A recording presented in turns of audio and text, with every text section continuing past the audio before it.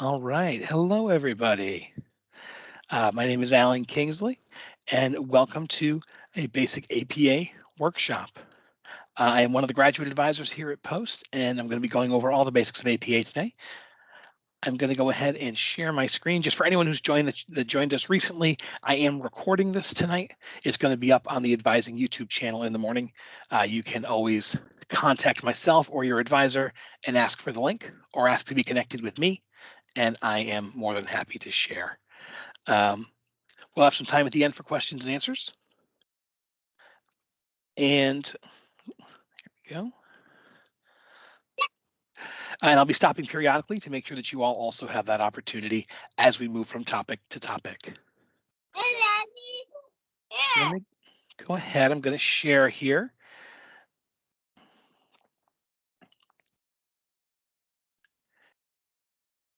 Go. All right.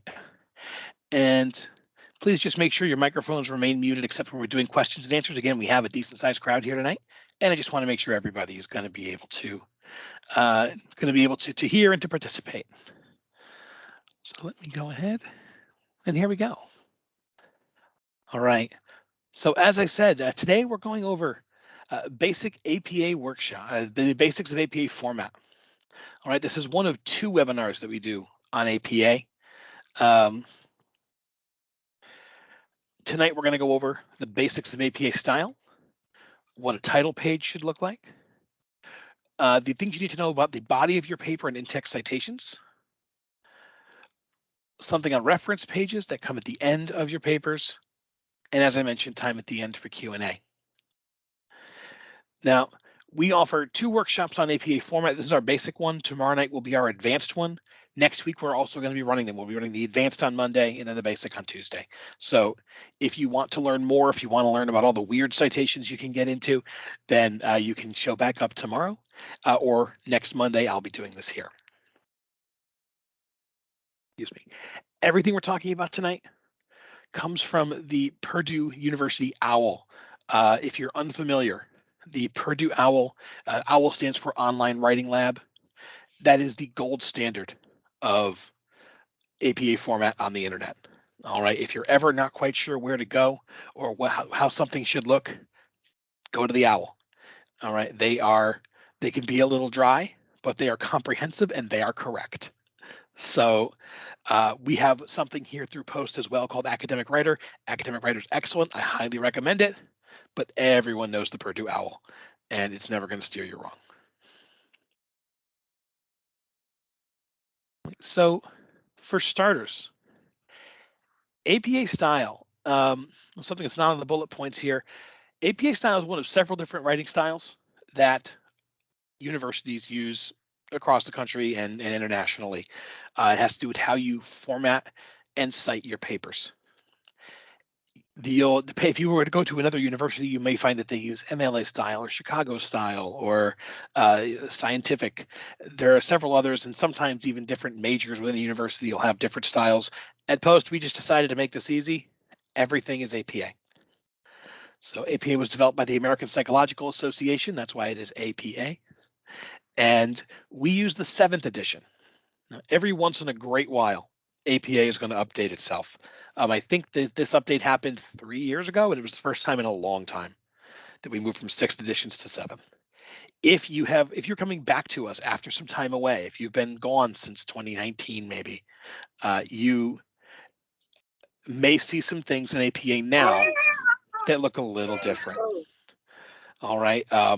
In general, all of the changes made for 7th edition make your life easier. All right. They've taken out things that are no longer relevant.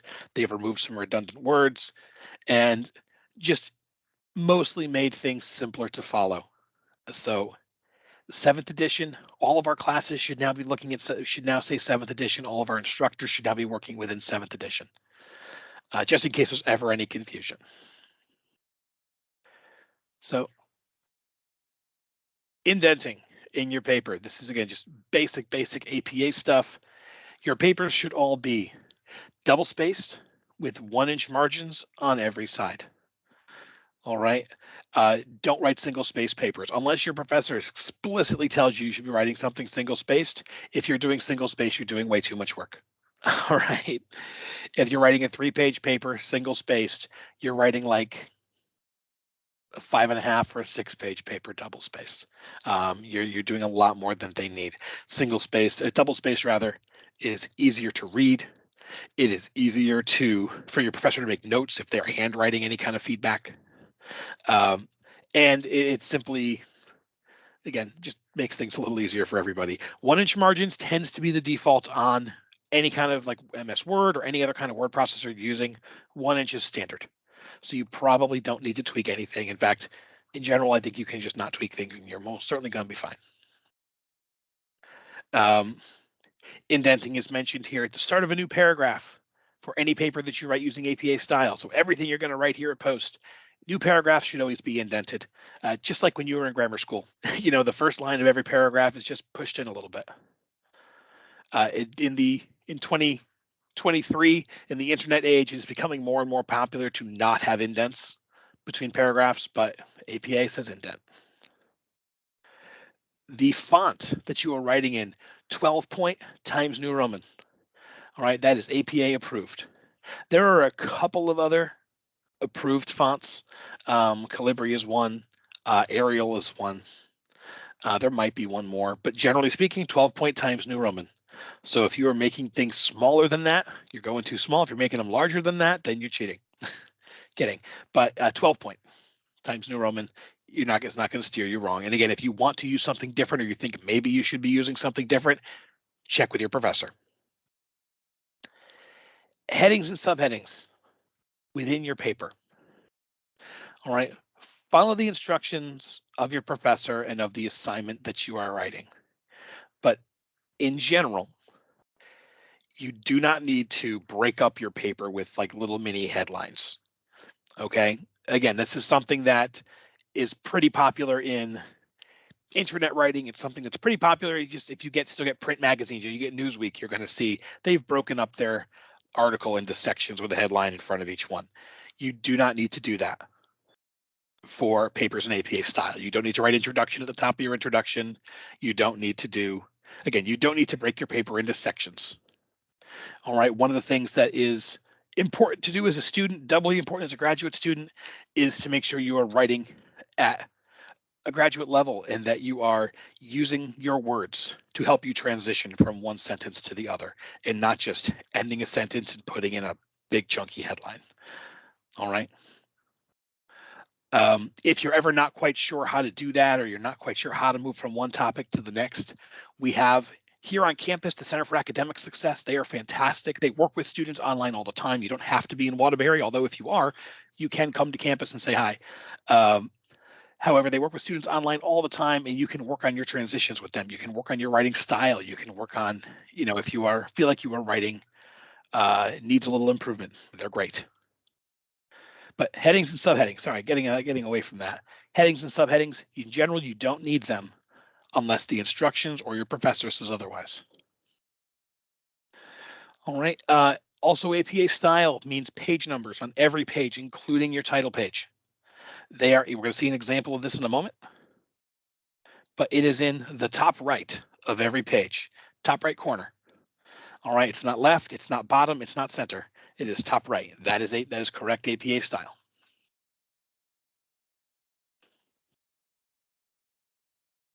So speaking of title page, I'm going to show you an example in just a moment.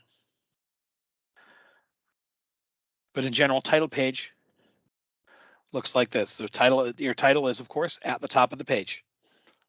Below that is your name, the name of your university, the course number and name of the course, your instructor's name and designation, if there's a doctor, if there's or if they prefer to be addressed in a certain way, however they want to be addressed, the due date of the assignment, and it should all be centered in the middle of the page. All right, it should look like that.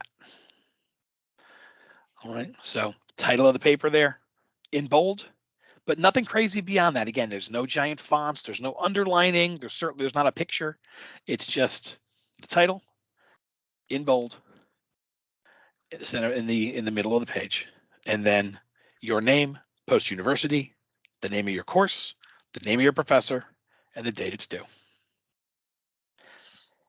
And if you look in that top right, you'll also see a 1 Not to there. interrupt. No, that's okay. I was just about to stop and ask if we had questions, so please go right ahead. Yeah, I would like to look at this real quick so I could write it down, you know, in a sense. You I got like it. to just write it down on my paper real quick. It only take me about 10 seconds, 15. No problem at all. I'm going to break here. I am also more than happy to send the slides from tonight to anybody who wants them. So I'm also happy to get this over to you. Okay. Not to interrupt you again. Live, you're gonna have the website when you get done. Yes. So what I will do at the end of this, I'm going to drop my email address in the chat, and I can also send you over to our YouTube page. I can give you that address as well. So that way everybody can just use that. You can go right to the recording of the video, and you can email me directly. Okay, thank you. I won't interrupt no more. Oh, no, not a problem whatsoever. All right. All right. So this is what a title page looks like, and this is a good place for us to pause. Like I said, any questions on what I've talked about so far, and those basics of APA, or on title pages and how the front of your paper should look? And as I mentioned with my screen shared, I really can't see anything in the chat. I can't see hands raised. So let's try and be orderly, but please just speak. Thank you very much. I didn't quite understand the whole just by the words, but while you're putting it so I can see how it looks, that's how my mind works. So thank you for that. Absolutely. Yeah. Absolutely. I'm glad it helps. I also want to bring up that you can take a picture off your phone. Oh, I'm so sorry. There were two of you there. Sorry. This is Jessica. I also want to bring up that I took a picture of my phone. It makes it a lot easier too.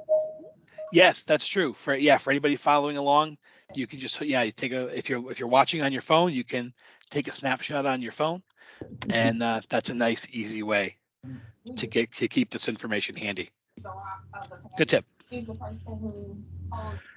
All right. And there was a gentleman who started to speak as well. Yes, just wondering if you said this was going to be on the Post YouTube page as well. Yes, we have an Academic Success YouTube page that hosts the recordings of all of these workshops. So that is, once this is done tonight, before I sign off tonight, I'm going to download it. I'm going to upload it either late tonight or first thing in the morning. And it will then be available for you to take a look at later on. And then I just look for Post University on the YouTube. Yes, there are a couple of Post University YouTubes, but ours is Post University Academic Success. Okay, thank you. Absolutely. Okay, any other questions before I move on? Irregular heartbeat, extreme tiredness, constipation, dizziness or fainting. All right, and I can hear TV on with somebody. If you wouldn't mind muting your mic, I'd appreciate that. I'm going to step away from the thing just a minute. I want to go get something to write on. Sure. All right. All right. I am going to move on, but again, there will be more times for questions. So by all means, if anything occurs to you, scribble it down, and we can backtrack as much as anybody needs to. So let's talk a little bit about the body of your paper. All right. Now, when you look over things for APA format, you're going to hear about something called an abstract.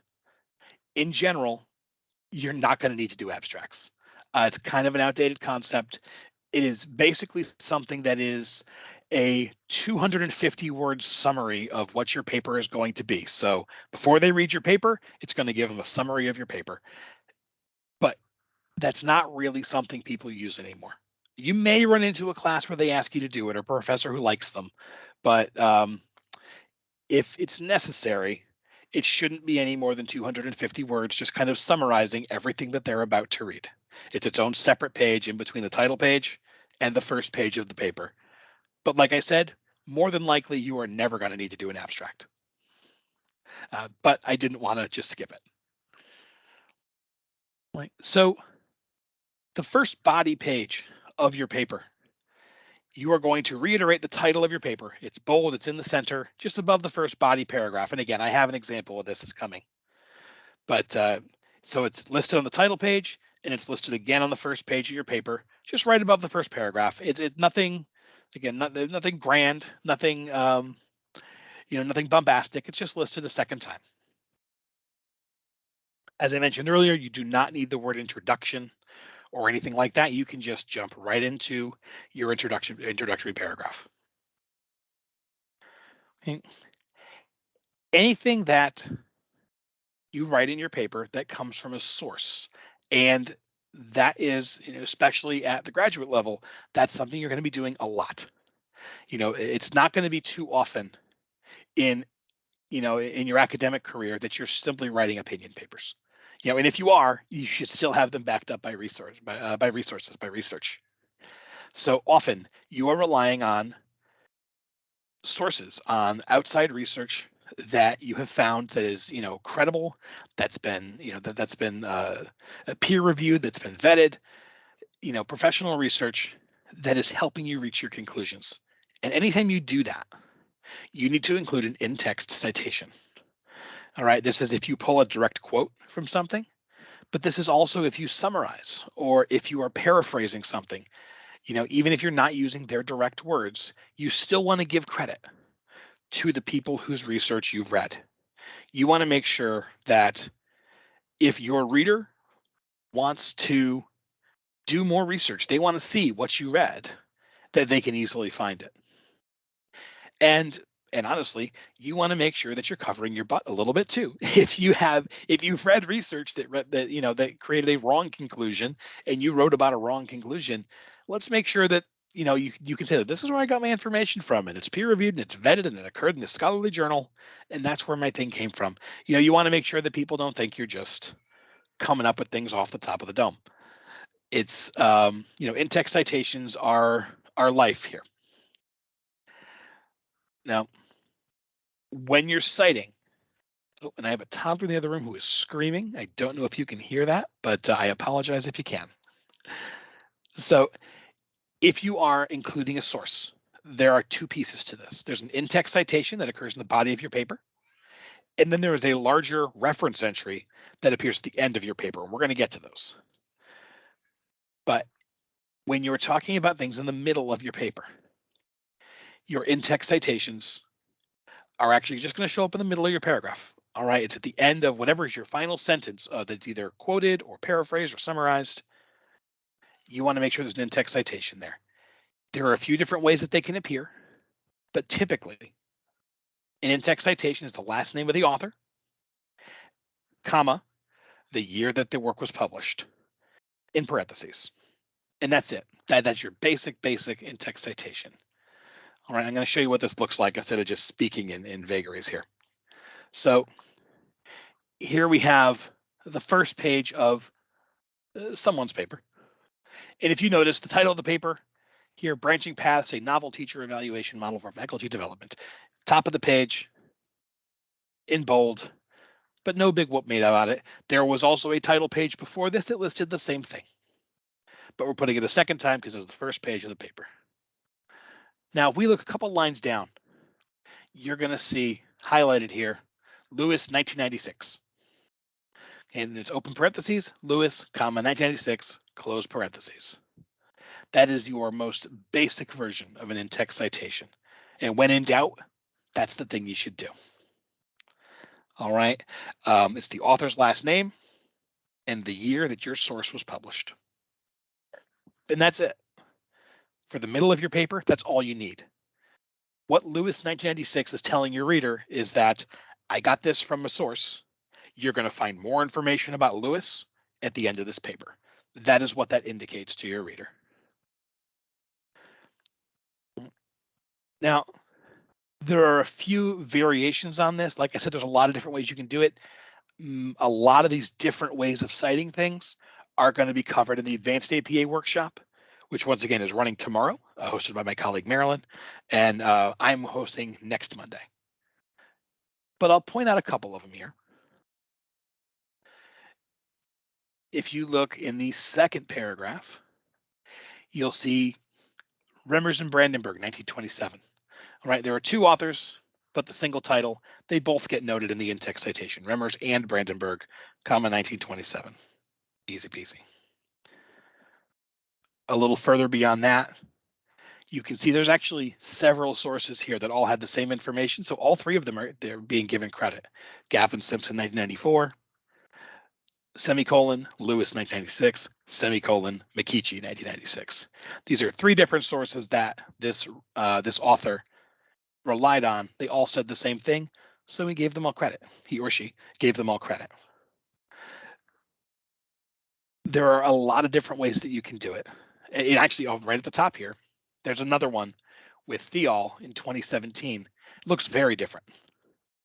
Okay, the author's name is actually a part of the sentence. And it just simply listed 2017 right after the author's name and gave a page number at the very end of the direct quote. And I'll give you a minute to kind of focus on that. It's a very different looking one. Again, I'm not going to dig deep too much into these tonight unless someone has a very specific question about it. We have a whole separate workshop that talks about the different ways you can cite. But there's a lot of ways you can do it. But that simple basic, again, Lewis 1996, that's the nice, easy, vanilla in-text citation. It's very simple, author and date. If you don't have a date, instead of 1996, you can put ND, N period, D period, for no date. And if you don't have an author, you can start with an organization. Or if you don't have an organization either, you can start with the first line of the sentence. But honestly, if you don't have an author, you don't have an organization, I'd double check that source. But Lewis 1996, that example right there, super simple, and is the main way to write an in-text citation. Now, before I go on to reference pages, I want to open up to questions again. Again, I think I talked in circles a little bit there with some of the different ways to do this, but questions on in-text citations, why we use them, how we use them, what the format should look like. Questions?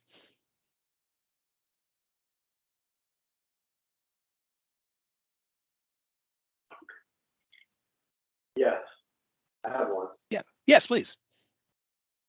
So basically, everybody should study English very well.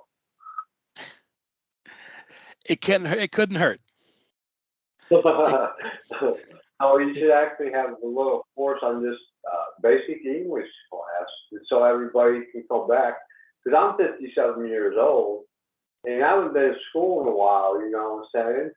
So I got to kind of relearn my English again, so it's proper grammar. You know, I got proper grammar and everything else to go with it. Sure. And a lot of people don't realize that older people are there, and the older people kind of think, well, I already know what I'm doing, and they're putting quotations and periods where they don't belong, instead of, you know what I'm saying, and other, you know, symbols or whatever, which only symbols you should use is parentheses most of the time with your, like you said, the persons of the name and where you actually got the subject, you know, the subject of the person is, where you got the material that you read. Dude, I have a question. Yeah, I'll get to you in one moment, but just to comment on what you're saying, sir. Yeah, I think that there's a learning curve to, you know, on how to do this and how to do it for an academic audience. You know, these days in 2023, we probably write more than we've ever written before as a society, because we're always texting on our phones. We're putting Facebook status updates on Facebook. We're writing all the time. But the way that you write on Facebook is not the same way that you write in school. It's the same way. It's not the same way you might write in a personal journal. You know, they're all different. And so coming back to it, especially after a long absence like that, is absolutely, it's going to take a little bit of time. It's going to take a little bit of effort. I mentioned the Center for Academic Success before, and we have an excellent team there. And that's the whole reason that they're there, is to help get people up to speed and to help them where they're falling down. You know, you can go to the center and you can request, hey, I want to talk to someone about my graduate writing. I want to talk to someone about APA. I want to talk to them about, anything like that. We even have TutorMe as another support service there. They can review your papers for you if you get them done before the deadline. We have a lot of services there because we have a lot of students like yourself who are coming back after a long absence, and we want to make sure that you've got those resources available. Right. That was thank you for that. That was very insightful. You're very welcome. Yeah, and definitely ask your advisor about, getting in touch with any of those things if you feel like you can use them. Okay. Right. And so I'm sorry. You're very welcome. And someone else has started to ask a question. I have a question about in-text citations for like diagrams or photos. Do you have to cite where you got that photo from? Yes, there are citations for those things. Often, if you're putting in a photo or a diagram or something like that, you're going to be talking about it either before or after it shows up in your paper, and so you definitely want to have the citation there. I would make sure before you put something like that in your paper that is something that the instructor wants. If it's possible to not, she does. Okay, okay, because that's something that is going to be situational. But I think that I did it wrong because she told me to check my in-text citations. Ah, okay. Then what I would do, depending on how that looks, I'd either go back to her directly because she's, most familiar with what you said, or you can talk with, again, the Center for Academic Success. I could even put the link in the chat when we're done here, but they can go over some feedback with you or some of the specific citation things for your circumstance. Because there may be something specific that she wants you to list that isn't there. So yes, it is possible that there was an expected citation. That's not something I know off the top of my head, if I'm being honest with you. But there are ways to cite everything. So there probably was something specific she was looking for. But I'd go back and ask her, or talk to the folks in the center. Okay, thank you. You're welcome. Any other questions on in-text citations before we move on? And again, there will be time at the end if you don't have anything right this moment.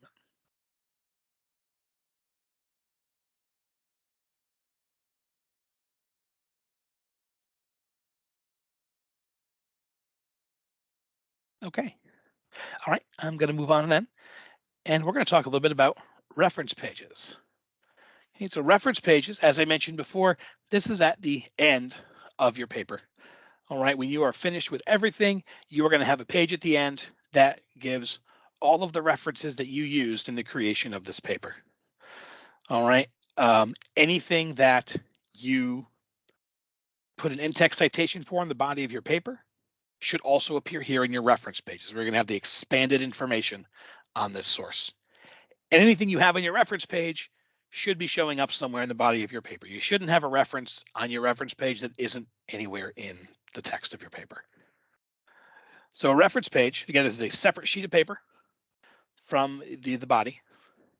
References written at the top, centered. Each reference is listed with something called a hanging indent. And this is something, if you haven't done an academic reference page before, you've probably never used a hanging indent because I don't know of any other use for them. But the hanging indent, which you're going to see an example of in a moment,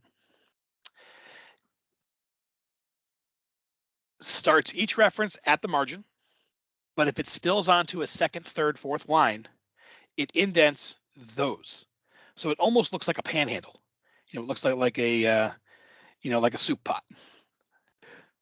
And you're going to see what it looks like in a moment. It makes everything look very clear and very orderly as to where each of your references start, because they're all off to the left and the extraneous information has been shoved in a little bit. Not the extraneous, the additional information has been shoved in a little bit. You don't have to create these manually. You don't have to sit there and hit your space bar a bunch of times. If you're in Microsoft Word, there is a way for you to get to the indents through the right-click menu. And I don't have a screenshot of it. I probably should for the next time I run this. I don't have a screenshot of it, but there is a way to do it if you fool around with your menu. With the right-click menu, you can look at your indents and you can set it to a hanging indent. So the first line is not indented, but every following line is. And again, you're going to take a look at that in a second, and you're going to see how nice and easy it is to see what each reference begins and ends. All of your sources on a reference page should be in alphabetical order based on the first letter in the last name of the primary author. All right, so it should read A to Z. Just like in-text citations, there are a couple different ways that you can cite your sources in a reference page. We also cover that in the Advanced APA workshop. But if you're going to do a book, it's going to look a little different than if you do a newspaper, or if you do, a magazine or a scholarly journal. It's also going to look a little different than if you have a YouTube video as a source or a podcast.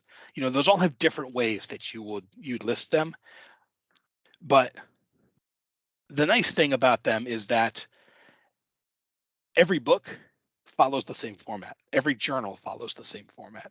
Every YouTube video follows the same format. So once you know the basic formats, it really kind of becomes plug and play. You really just have to, if you get it right once, you can save that, and for the rest of time, you can just swap the new information in and out. So there are different ways to do different sources, but once you know a couple of basic formats, it gets easy. Well, I say it gets easy, and here's something that you may be starting to pick up on. APA isn't easy. It's not fun. It's not interesting. There's no song I can teach you that will, help you learn APA. There are a couple of great places out there that will give you formats, that will give you, templates. Microsoft Word does this too. But for my money, it is better for you to do it manually and just do it and do it and do it and do it until you know how it's supposed to look. Even if you can't put your finger on it, if something looks wrong, you're going to realize it looks wrong because you've done it so many times. You now know what it's supposed to look like when it's right. And that is unfortunately the only way to do APA, is just do it and do it until it's done. Again, like I said, we've got a lot of resources here to help, and we definitely want to make sure it's something that students get right, which is why we do things like these workshops. But if you're feeling lost, if you're feeling like this is complicated or boring or, or any of those things, you're not alone and you're not wrong. But it is something that's important to doing, to giving people proper credit, to surviving in the academic world, and to making sure that you are, that you're watching yourself, that you're giving credit in all the right places, and that you are, and should you become, entrenched in academia one day, you'd want to make sure people reference you too. You're giving credit where credit's due, and you're creating a trail that people can follow. So I want to show you an example of a reference page. And again, the first thing I want to point out are those hanging indents. All right, the start of every source sticks out to the left. It's really, really easy to see where each source begins and ends. If you did not have that hanging indent, this would be a wall of text, and that gets pretty impenetrable. So the hanging indent, like I said, clears up just a lot of things. It's definitely something, not only is it correct for APA format, it makes your reference page look a whole lot nicer. And of course, references are up at the top, in the center, in bold, nothing fancy, but it's there. I also want to point out in the top right, this is page 17. All right, just like everything else in your paper, there is a page number on your reference page. And there are ways, I should also mention, there are ways to set this automatically in Word. So if you're, you shouldn't have to start every page yourself by typing in 1, 2, 3, 4. Don't do that, because then if you go in and edit anything, it's going to throw everything off. But you can set it up so you have a header in your paper that is counting the pages for you.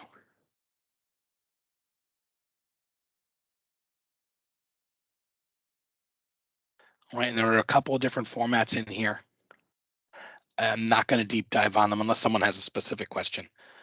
But I will point out at the top here, the first reference, Ambati and Rosenthal. If you notice, there are 2 authors in this, but Ambati was listed first, so they are the one who gets the alphabetized, who gets alphabetized. The second one down, we don't have an author for that one, but we know it was by the American Association of University Professors. So that's the name that we use. So I have a question. If Yes. you don't have an author or an association and it's just a website, do you just go ahead and use that? Like if it's Teach Hub, that's going to be alphabetized under T? Yes, that's correct. Okay. Yep, exactly right. Exactly right. Also worth mentioning, if you notice that American Association of University Professors one, there is not a date there. The one above it, Ambeddy and Rosenthal, you see 1993. So this was published in 1993. But that American Association one doesn't have a date. It's a website. A lot of websites don't have dates. If they do, use them. But a lot of them don't. So that ND designation lets people know.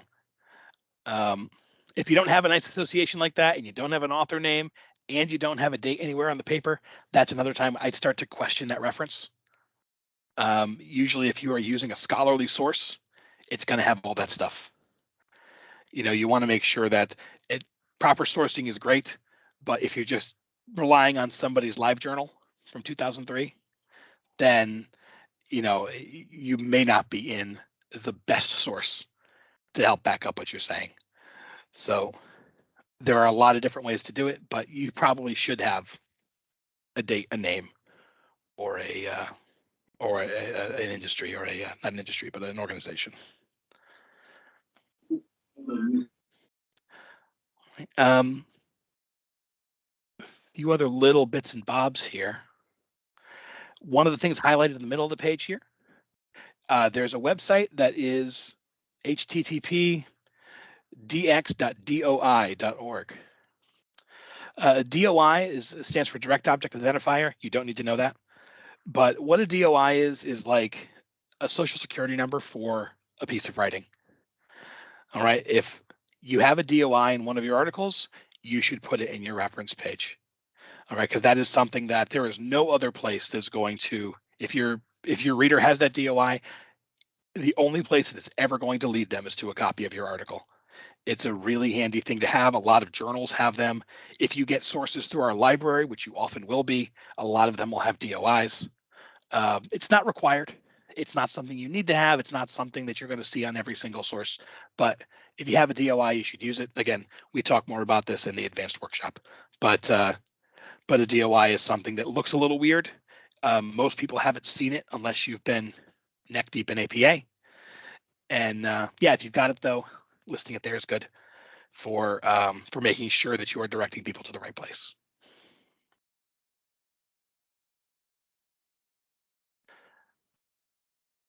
All right. Any questions on reference pages? Anything? Mr. Allen, I have a question. Please. I missed half of the lecture already because I was having problems logging in because it was trying to take me to another. Oh, another I'm site. sorry. Okay. Back to when you were saying about the previous thing you were saying about before this, the citing and everything. I think you were saying Yes. about in-text citations. Yes. Yes. Like I said, I missed half of that, but I got a little bit of it. So like when you're writing your paper, whatever, you can put your paper in a format, like as long as you can find like whatever it is, AAP, whatever format, you can use that, right? To do your paper? Yeah, that's anytime that you're using a reference that, well, first of all, just so you know, I am recording tonight's presentation and it's going to be up on YouTube tomorrow or possibly late tonight. So I definitely recommend go back and check it out. I'm sorry that you missed that first half. But yeah, anytime you're using an outside source, anything that is not your original thoughts, you should be putting some kind of citation on there. You know, if you're direct quoting, definitely, but also if you are summarizing or paraphrasing what somebody else said, they should still have an in-text citation. So that way the person reading it knows that this information came from somewhere else. Okay, thank you very much. You're very welcome. Any other questions on reference pages or anything else?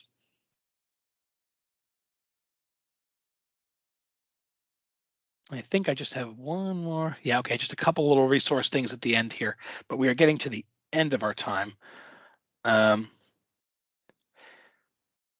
you know, I'm going to go ahead. I'm just going to plunge ahead, but I'm going to have another Q&A section here at the end. So resources and things to remember. All right, I talked at the start of this about the Purdue OWL, the online writing lab. The Purdue OWL is, again, the gold standard for APA format. Anything you want to know about APA, if you're finding it on the Purdue OWL, it is correct. All right, they are excellent. And again, I'm very happy with Academic Writer that we have here at Post. Our folks are great. We create a lot of our own materials, but if it ain't broke, don't fix it. Purdue OWL doesn't need competition. You can go to them and find correct information for sure. All right, the Penn State University Library, same deal. You could find them online. They have an entire section dedicated to APA writing style, specific references and citations. Penn State University has a great APA section. All right, if you're writing a paper, keep in mind your ebook may be a source for you to use, and it comes in APA format as a reference already in your syllabus. All right, so often in classes that have a single textbook that you're using or any kind of materials there in your syllabus or in that course information page, it's actually already going to be formatted into APA for you. So instead of struggling through and trying to figure out what this is supposed to look like, copy and paste, copy and paste. All right, so keep an eye open for that. Don't make things harder on yourself. It's already there. And if you have a good paper, use it as a template. Okay, the Center for Academic Success also has templates available to use. They can assist you with APA. And this is a link into the section. Again, if you would like these slides at the end of the presentation, email me, I'll send them to you. That is a link to their website. I will drop it in the chat before I log off too. But we have folks there who will go over APA with you. They'll help you clean up your APA. And yeah, they have templates you can use. So again, you can cut and paste and just stick in the proper information. I am a big advocate of doing it manually and just typing it out. Maybe I'm a little old school that way, but I find that to be really useful. But I cannot deny templates are effective. They work. And, there's nothing wrong with a little help. And then, of course, APA style takes practice. This was the tangent I went on a little bit ago.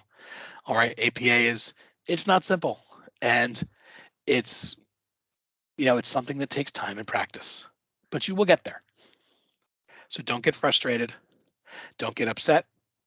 Get help. All right. If you have been to the Center for Academic Success before, then you know where to find them. You can specify I want APA help and set up a time to talk to someone. If you've been to TutorMe before, they are 24/7 online help. You get 10 free hours a term, and if you run out, your advisor can get you more. And you can talk to people about your APA.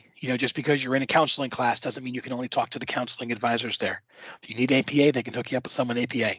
When it's 3 in the morning and you can barely see straight, you can find someone on TutorMe who can talk to you about your APA and make sure it looks the way it's supposed to look. There's a link to TutorMe in every class in Blackboard. It's also something you should be able to find on the institution page when you first log into Blackboard. But take advantage of those folks. They are here to help. And, by the time you get to the end of your degree, you'll know what this is. You don't have to love it. You don't have to teach a workshop on it, but you'll know it. You will get there. So that's the end of my scripted presentation here. Any questions? Anything that's come to mind since this, or anything that y'all would like to talk about today? All right, now that I've stopped sharing here, I do see Santiago Rivera has a hand up. Lincoln is set to meet with Palestinian leader Mahmoud Abbas tomorrow. And joining me now is Trita Parsi, executive. Oh, I'm sorry. I see somebody has their TV on. If you can mute that, or. Trita, it's always good to see you. And I'll note that the punishment for the. Oh, thank you.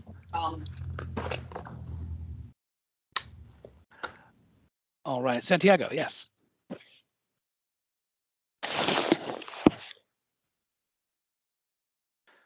Oh, I can see you speaking, but I can't hear you. I'm sorry.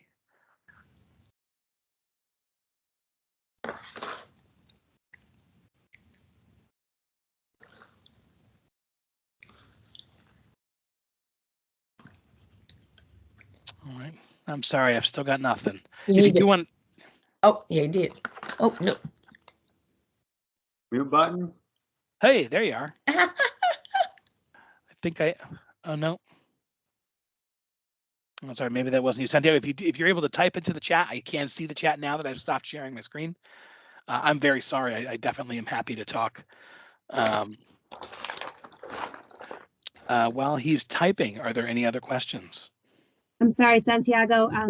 If I have a question in regards to putting your title of the paper, do you need to put Yes. that on every single, do you need to put the title of your paper on every single top of the page? Not anymore. In 6th edition of APA and previous, there was a running head that needed to be at the top of every page where you listed the title. In 7th edition, that is gone. So now it just needs to be on your title page and at the very beginning of your first page of the body. And that's it. Thank you. You're welcome. Good question. Okay, so no more running title. That's on the top left-hand side. That's right. Running head is gone. That is no longer something 7th edition requires. So Oh, you I do didn't not know need- that. Okay.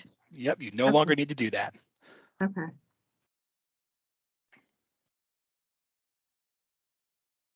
I have one about the templates. Yes, absolutely. When you was talking about the templates, I mean, that was like the most extremely, the templates is kind of the main source in a sense, right? I mean, not the source, but I'm trying to word this the right way. The template's like a Shadow- skeleton. It's just going to give you all the basics, and you just kind of have to fill in the blanks. Okay, that's more simple, yes. But you said it was extremely, I understand now. Great. Okay, so I have another question. Please. Can you tell I just finished my 2,500 word paper? Hit me. So I have pictures, and underneath it, you're supposed to put figure, right? Figure 1, figure 2, for underneath each picture. If something in the writing refers to that photo, then yeah, that's again, my APA on photos is fuzzy. I'm going to be honest with you. It's not something I've run into a lot myself, but yes, that sounds correct to me. Okay, and then on top of a table, you're supposed to put like table 1, you know, if you're making a table in Word. That's generally the way I've seen it. Yeah, that's again, I'd want to do some research on that before I told you definitively yes for sure, but that sounds correct to me. Okay, thank you. Sorry, I just don't want to overpromise you that I've That's got what that it right. looked, when I went to the Purdue Owl, I think that's what they said, but Okay. I'm not sure how to reference those pictures. I don't know how to do it. Gotcha. Then what I might recommend then is, if you're on late tonight, again, that the tutoring, they are 24/7. They can hook you up with an APA person who will be able to tell you that with more authority, or set up an appointment with the Center for Academic Success, here on campus, and they'll happy to call out, or you can send them the paper and say, help me. And, they'll be able to help guide you to the right answer there. Okay, that's what I'll do. Thank you. Absolutely. Other questions, other comments, other things that have come up. And I am going to go ahead. I'm going to drop my email address in the chat if anybody wants a copy of this presentation. I'm also going to grab us the YouTube page where this is going to be hosted. I'm sorry, I have just one other question. In terms of the reference page, you create a separate piece of paper, but that's also included. That's included in the page numbers. So you don't create a separate document, but that's also included in the page count of the page numbers. That's exactly right. Yes. Okay. Yes. Thank you. You got it.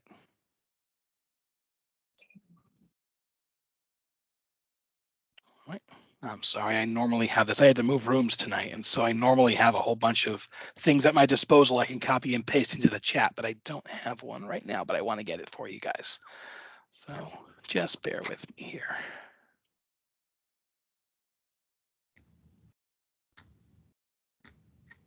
There it is.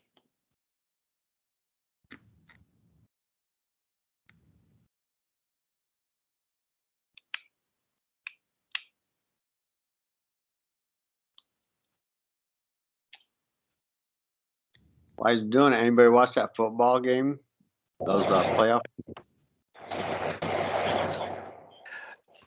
No, not I.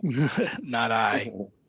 They were good. One was, it was intense. Cincinnati game in Kansas City. Oh my gosh. I'm No, Ohio boy. I was rooting for Cincinnati, but I'm a Steelers fan. So one of our other NBA advisors here, Ron Patetti, he's a football monster, and he has so every Monday you can come in and you can see exactly how his weekend went just by the look on his face, and he knows. I said he loves it. He eats it up. Oh, great. Here we go. And I did find that link to our direct academic success page. So you could find our whole repository of videos there on a lot of different things. There are things there for my MBA program, for our ed program, a lot of our workshops, just some basic, much shorter videos than this that go into some specific topics, 6-7 minute videos on some things. And we're adding to it all the time. So you're welcome to go there. Again, if you go there tomorrow probably by lunchtime, you should see this video uploaded there. I've got a quick question. Yes, please. No. Sorry, I didn't mean to interrupt you. The little pop-up things I'm seeing on the side of my screen when you are giving us the information where to go. You know what I'm talking about? Yep. Will I be able to find them? Will those pop back up like when I rewatch this video? Will they? You should still have access to this chat for a little while. But you may want to, like that second one there is a link. You may want to click on that link and just maybe save it as a favorite or something like that, just to make sure that you can get back to it. I do have one other question. I'm sorry. Sure. I'm right now. See, I'm working off a tablet. I didn't get my laptop yet. Okay. But right now I'm talking to you on my phone. Okay. And I cannot see the website or nothing whatsoever. All I see is you and the other classmates. Okay. So then what I'm going to recommend, either email me directly as soon as we're done here, and I can, if you want to write it down, I can give you my email address, or talk. Yeah. Okay. Or you can always talk to your advisor in the morning. Let them know I attended a workshop last night on APA. I want to get to it. And they can get in touch with me, or they can send you the link as well. But here, I'll give out my address audibly as well. There are a couple of you that are just on a phone here. So, so yeah, are you ready to copy? I'm ready. All right. So my email address is my first initial and my last name, like everyone at Post. My name is Alan Kingsley. So it is AKINGSLEY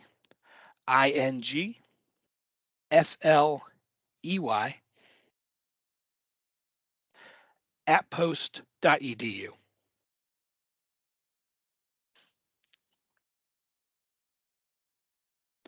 So please feel free, email me directly, and I'm more than happy to get you a link to that. Or you're so welcome. You're so welcome. Thank you. You got it. All right, and I'm going to stop the recording now, since we are just sort of in question and answer period here. I am happy to stay on for a little while longer if there are